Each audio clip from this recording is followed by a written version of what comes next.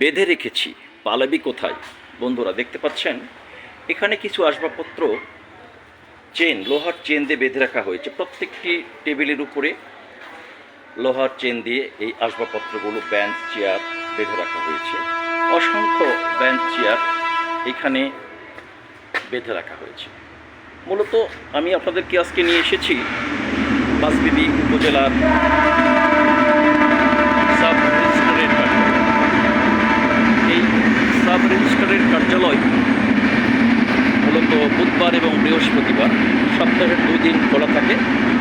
এই সপ্তাহের 2 দিন খোলা থাকা অবস্থায় এই বেঞ্চ চেয়ারগুলো ব্যবহার হয়। এখানে পাঁচবিবি উপজেলার সকল মানুষগুলো তাদের জমি রেজিস্ট্রি কার্যক্রম সম্পাদনের মধ্য দিয়ে তাদের সাংসারিক জীবনের একটি ক্রিয়াকর্ম সম্পাদন করে থাকে।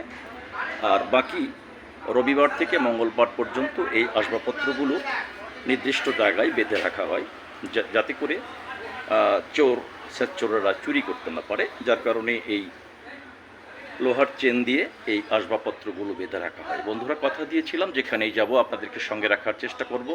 সেই প্রতিশ্রুতির ধারাবাহিকতায় আপনাদেরকে নিয়ে এসেছি পাঁচবিবি উপজেলা সাব রেজিস্ট্রার অফিসে। এখানে অনেক অসংখ্য আসবাবপত্র এখানে সামনে, পিছনে, ভিতরে এই আসবাবপত্রগুলো সুন্দর করে গুছিয়ে বেঁধে রাখা হয়েছে। আজকে ছুটির দিন বিধায় এগুলো গোছানো অবস্থায় বেঁধে রাখা হয়েছে। বন্ধুরা, কথা দিয়েছিলাম যেখানেই যাব আপনাদেরকে সঙ্গে রাখার চেষ্টা করব। সেই প্রতিশ্রুতির ধারাবাহিকতায় এই পাঁচবিবি সাব রেজিস্ট্রার অফিসের একটি চিত্র আপনাদের সামনে শেয়ার করার একটি প্রচেষ্টা মাত্র। পাঁচবিবি উপজেলার অফিসের ঠিক পাশেই এখানে শুধু এই সাব রেজিস্ট্রার নয়, এখানে অনেক কিছু রয়েছে। পাশে রয়েছে পাঁচবিবি রেলওয়ে স্টেশন থেকে শুরু করে এখানে পাঁচবিবি স্টেডিয়াম, যা পাঁচবিবির এই পৌরসভাকে করেছে সমৃদ্ধশালী। দেখতে পাচ্ছেন খোদা বক্স স্টেডিয়াম এখানে রয়েছে, এ পাশে রয়েছে স্টেডিয়াম। এটি উপজেলার একটি সুন্দর সাজানো গোছানো রাস্তা।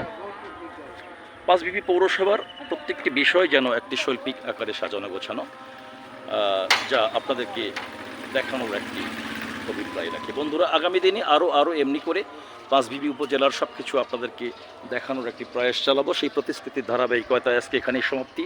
সকলকে আবারও সালাম, শুভেচ্ছা এবং অভিনন্দন। আসসালামু আলাইকুম রহমতুল্লাহ বারাকাতুহু।